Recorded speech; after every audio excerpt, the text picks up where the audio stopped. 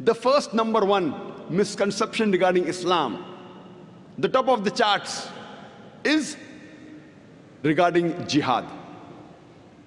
Today, jihad is the most misunderstood word regarding Islam. It is not only misunderstood by the non-Muslims, it is even misunderstood by many of us Muslims. Non-Muslims and many Muslims think that jihad means any war fought by any Muslim for any reason, whether it be for power, whether it be for wealth, whether it be for land, whether it be for language. Any war fought by any Muslim for any reason is called as jihad. Jihad does not mean any war fought by any Muslim for any reason, whether it be for money, whether it be for power, whether it be for land, whether it be for language. Jihad is an Arabic word which comes from the word jahada, which means to strive, which means to struggle.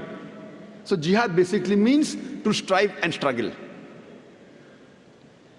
In the Islamic context, jihad means to strive and struggle against one's own evil inclinations.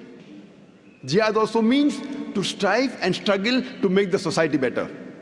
Jihad also means to fight against oppression. Jihad also means to fight in self-defense in the battlefield. So jihad basically means to strive and struggle. For example, if a student is striving and struggling to pass in the examination, in Arabic, we say the student is doing jihad. He's striving and struggling. Many people have a misconception and they think that jihad can only be done by a Muslim. There are many verses in the Quran which say that even non-Muslim did jihad. Quran says in Surah Luqman, chapter number 31, verse number 14, we have enjoined on the human beings to be kind to the parents. In travail upon travail the mother bore you, and in pain did she give you birth. Immediately after praising the parents, especially the mother, the verse continues. Surah Luqman, chapter 31, verse number 15 says that, but if your parents do jihad, strive and struggle to make you worship somebody else besides Allah subhanahu wa ta'ala, besides Almighty God, of whom you have no knowledge, then don't obey them. But yet, live with them with love and companionship. Here the Quran is talking about non-Muslim parents doing jihad, striving and struggling to make their children do shirk, worship somebody else besides Allah. A similar message is given in Surah Ankabut, chapter number 29, verse number 8, that we have enjoined on the human beings to be kind to the parents. But if their parents do jihad, they strive and struggle to make you worship somebody else besides Allah subhanahu wa ta'ala, besides Almighty God, then don't obey them. So here the Quran is talking about non-Muslim parents doing jihad. And there are various such examples of Quran mentioning non-Muslims doing jihad. Now this type of jihad, in Arabic, we say jihad fi sabil shaitan, jihad in the way of the Satan.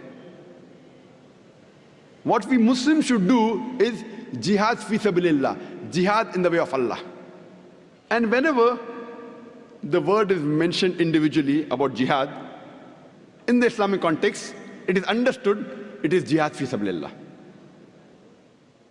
Most of the non-Muslims, including many so-called Muslim scholars, inverted commas, they translate jihad as the holy war. Holy war, if you translate in Arabic, it means harbu muqaddasa. If you read the Quran, if you read the hadith, there is no Quranic verse, there is no hadith which uses the word harbu muqaddasa. The word holy war doesn't exist in the Quran, neither in the hadith.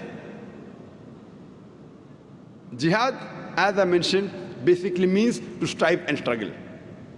And one type of jihad is also fighting in the way of Allah subhanahu wa ta'ala. It is qital in the way of Allah subhanahu wa ta'ala. But jihad doesn't basically mean a war.